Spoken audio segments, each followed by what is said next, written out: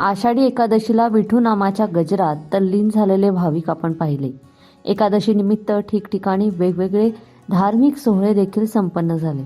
तर एकादशीच्या दुसऱ्या दिवशी म्हणजेच द्वादशीला देखील अनेक गावांमध्ये विविध धार्मिक सोहळे आणि परंपरा आजही जपल्या जातात।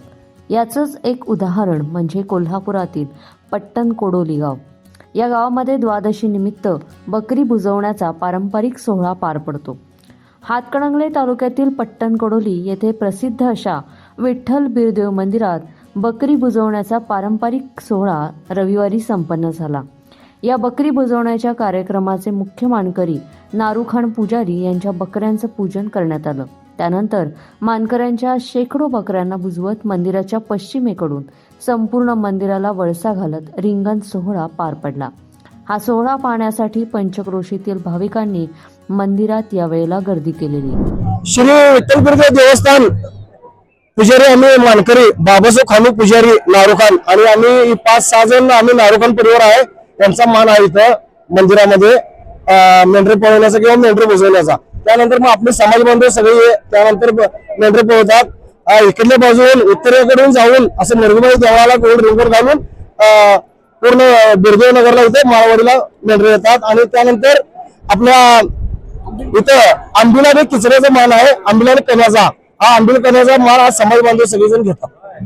ही जुनी परंपरा वार वडलापासून जवळजवळ मला वाटते आमच्या नारूगावपासूनच परंपरा चालू झालेली आहे।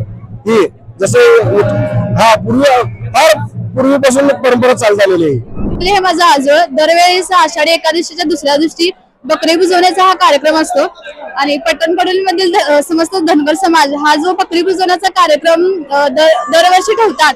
हा जो ही जी संस्कृती आहे, हा जो वारसा आहे तो अखंडपणे चालू ठेवत आलेले आहेत आणि आमच्या नवीन पिढीला आम्हाला तो त्याचा अभिमान आहे आणि सर्वांनी हा कार्यक्रम आवर्जून सगळेजण पाहतात, या कार्यक्रमाचा लाभ घेतात आणि खूप छान वाटतं आणि दरवेळेस आम्ही या कार्यक्रमाला येतो।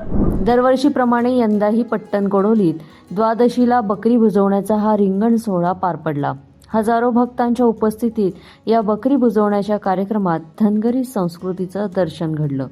लोकमत.com साठी कोल्हापूरहून मी दुर्वा दळवी।